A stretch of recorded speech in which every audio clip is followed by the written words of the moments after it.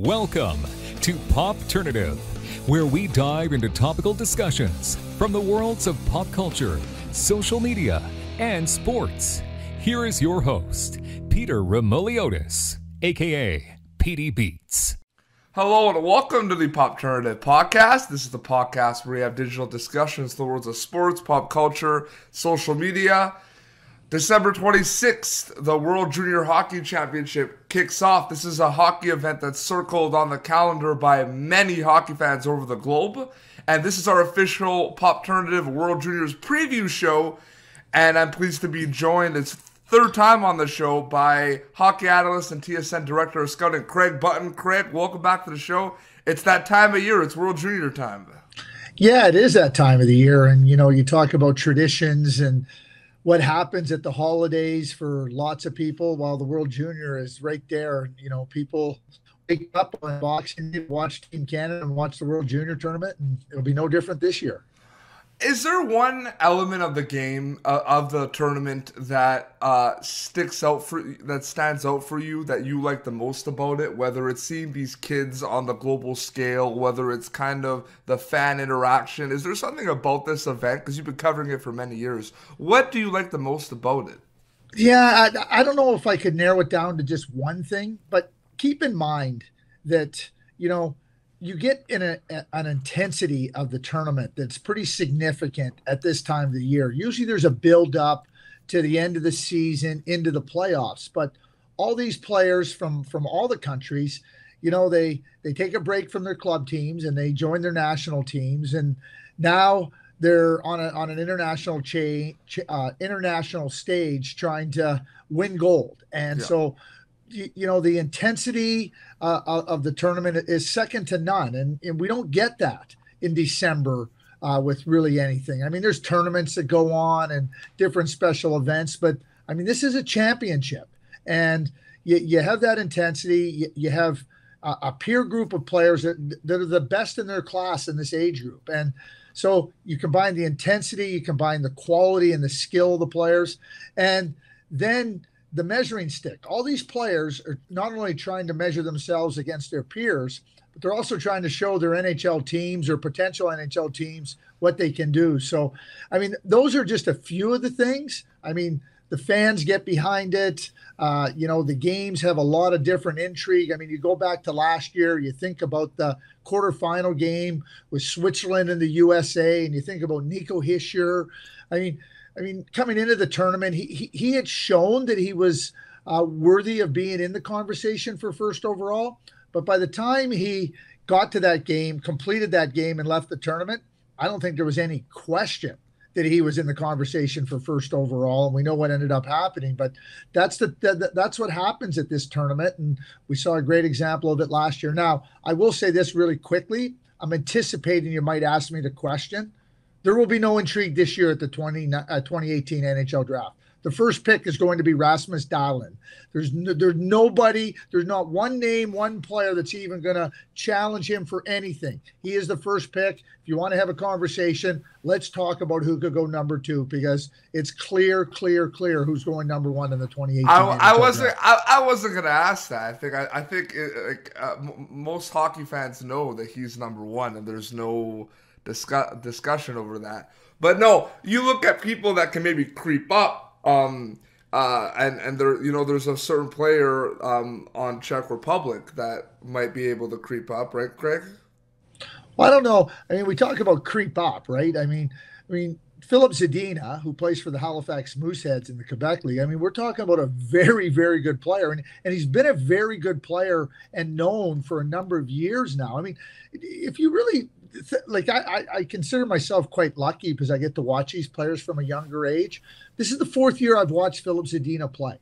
I mean, so I've watched the growth of the player. I've watched him, you know, physically mature and become a real. I mean, he was always a good player, but now he's become a dominant player. And there's no question in my mind he's going to be a top 5 pick. He's that good, and you know what he adds to a team. You know, he might be similar to a Gabriel Landeskog or a Jonathan Huberdeau. I mean, he's a winger, and those two guys are wingers. And I think that Philip could be that type of a player for a team. So you're looking to add somebody that can make a difference to your lineup. Well, Philip Zadina is that, and he can do it in a lot of different ways. And myself and a lot of hockey fans are looking forward to seeing what he will bring to the World Junior Hockey Championship. But, Team Canada, Craig, is always the focal point every year, especially in Canada specifically.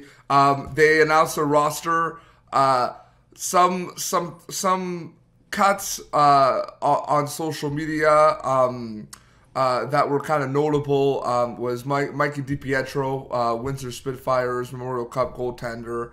And then, of course, the Vegas Golden Knights first-round picks, Cody Glass the first round, and Nick Suzuki the second round. But, looking on social media, I don't think there were that many super big surprises in terms of cuts. But how do you think about the final round of cuts and what Team Canada looks like?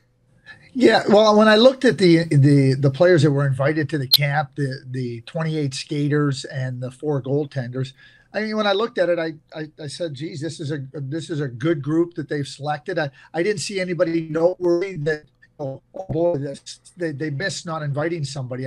People can debate whether somebody should have been invited or somebody else should have been invited. But to me, they got a good group of players. Now, if we just start from the top and go to Michael DiPietro, he was the player that surprised me. Now, Colton Point's a very good goaltender, and make no mistake about it. This is not about somebody that's not a capable goaltender. But with Michael, and I've talked about this at the World Junior Tournament, it's a high wire act. And to me, Michael DiPietro is an unbelievable safety net. Carter Hart's he's had a season in the Western Hockey League that's just been out of this world, how well he's played. And, insane. The benefit of having played last year in the World Junior Tournament is significant. And, players learn from it. And Carter's a smart person, and there's no question he would learn from.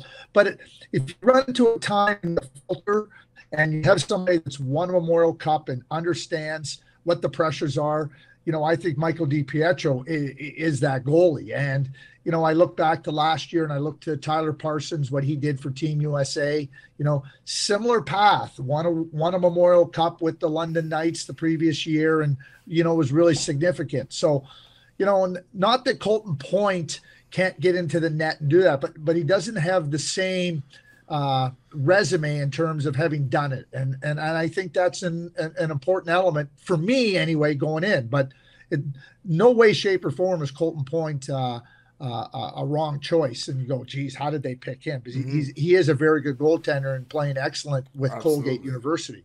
Now, as for Suzuki and Glass, I think it comes down to how the coaches want to form their team, and more specifically, how they want to form their team down the forward group in the lineup. And I'm a big believer, like overwhelm with skill. Just get the most skilled guys. Glass and Suzuki are more skilled than guys they kept, but they want to play with different players in different roles, and I get that. And this is still a very good, strong Canadian junior team, and a team that is more than capable of winning. But the competition will be really serious, as it always is at the World Junior Tournament. But for my own way of thinking, Cody Glass is a dominant player in the Western Hockey League. Nick Suzuki's a dominant player in the Ontario Hockey League, and they're 2 guys that I would have definitely had on my team. But I think that's the beauty of Team Canada, is that you can have these types of debates year in, year out, but it doesn't preclude them from being a real strong contender. Oh, absolutely. Well, focusing on the players that made the team every year, Craig, I find the thing that interests me about the World Juniors now. Last year was different because defense was a little bit of a focal point because Thomas Chabot had won a hell of a tournament for Team Canada last year. But every year there's 2 things that people look at: goaltending, which you mentioned, and goal scoring. The guys that could put the puck in the back of the net. Canada has a lot of that this year in players like Sam Steele, who was a final cut from last year, Jordan Kyrou, Tyler Steenbergen. There's going to be no shortage of goal scoring with Team Canada this year, as far as we know. No, there won't be. And Tyler Steenbergen has 86 goals in his last 99 regular season Western Hockey League games. He's a real elite goal scorer. Jordan Kyrou is the leading scorer in the Ontario Hockey League.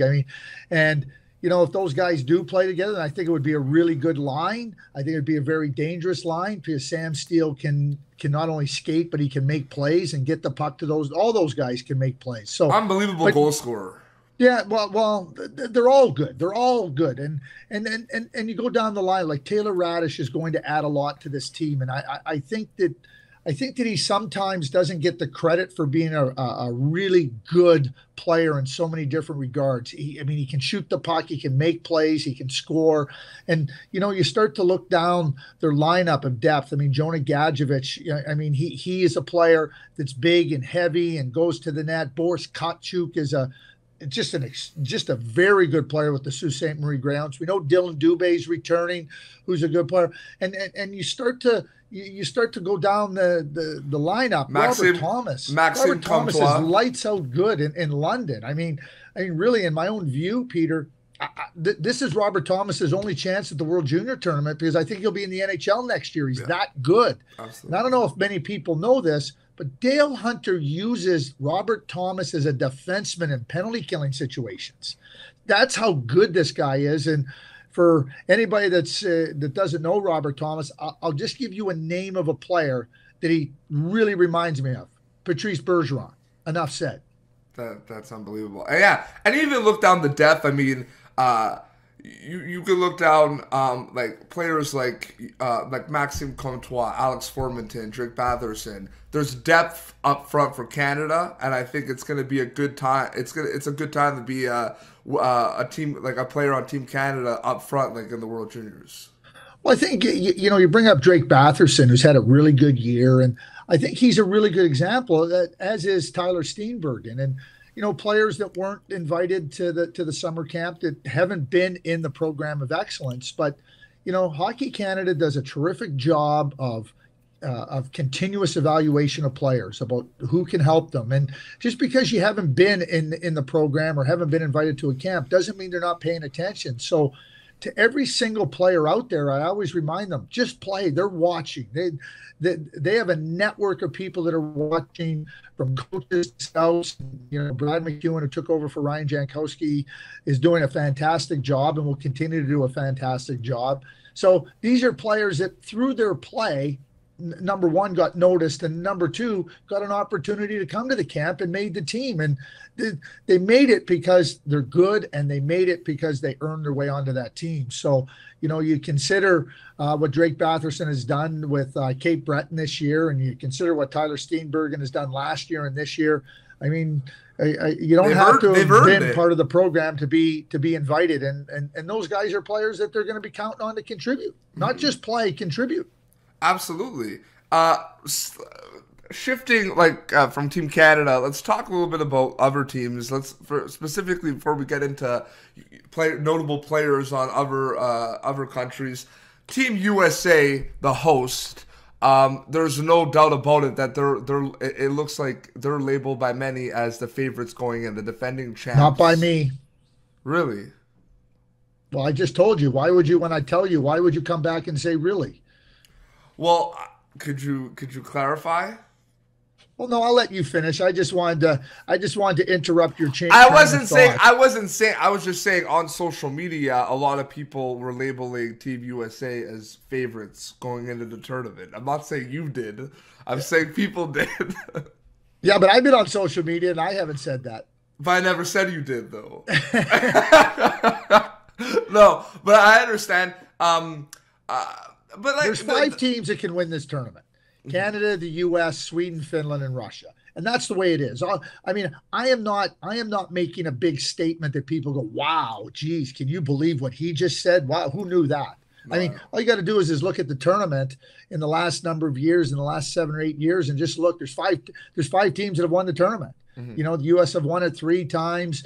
Finland's won it twice. Sweden's won it. The Russians have won it. Canada's won it. So, I mean, we know that there's 5 teams that can win the tournament. And let me tell you this, the margins are very, very thin. Mm-hmm. And, and I just exclude injuries. It goes without saying that you get a significant injury, it impacts your team, and it makes life a little bit more difficult. But over the course of the tournament, you have to work to continue to get better as the competition becomes a lot harder and a lot stiffer. And Sweden last year was a terrific team, but when they got into the semifinal game against Canada, and let's not forget, they started out that game real quick. They got up 2-0, and Dominic Ducharme quickly pulled the goalie, Connor Ingram.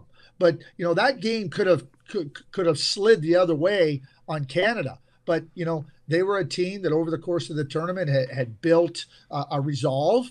And Sweden was a good team, but when Canada started really pushing the game and the intensity and the pace, Sweden wasn't able to keep up, and they ended up losing. And a team that I thought going into the tournament was a gold medal favorite wasn't able to get there through the semifinal. In fact, didn't even medal. Yeah.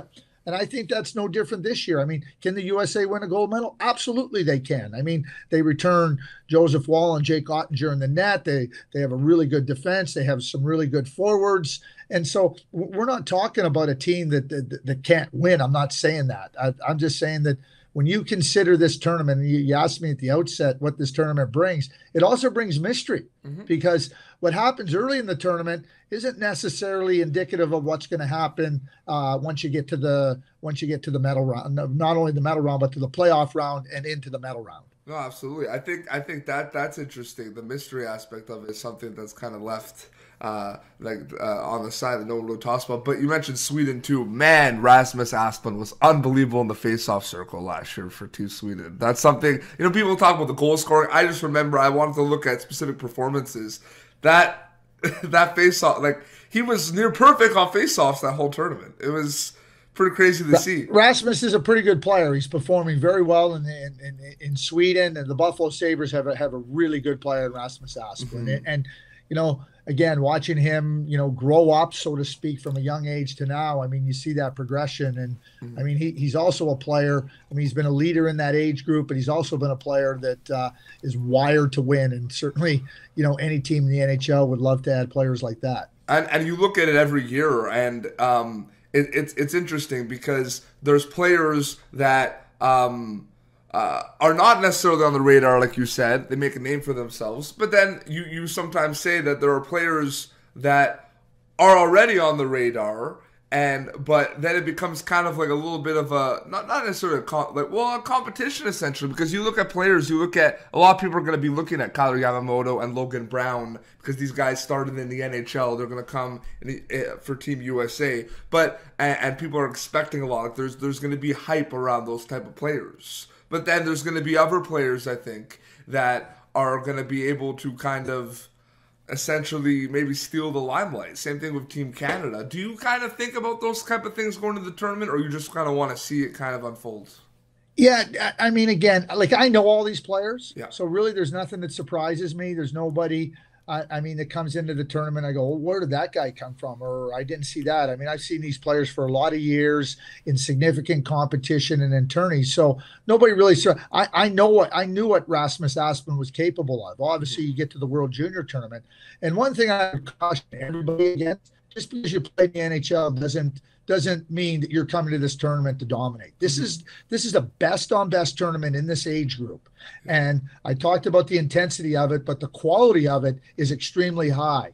So, yes, playing in the NHL is a special thing, but this tournament has shown time and time again that if you don't come into the tournament prepared to compete and to play at a high level, you're not going to have success. And these players, because they play so much with their national teams, they understand that. And I mean, a team like Sweden, the players that are returning this year, Elias Andersson and Elias Pettersson and Rasmus Dahlin, to name a few, they're returning knowing that they had a really good team last year. And they know also that as the stakes got a little bit higher, they weren't able to raise their game to a necessary level. So, those experiences also help these players understand what it takes to perform at this level. And, there's some terrific players. I mean, there's players, that are going to be playing in the Olympics in February, because we know the NHL players are not going. So when you consider that you're going to have countries with junior age players that are going to have players play in this tournament and then represent their country at the Olympics, that's enough to tell you how high the quality of player is at this tournament.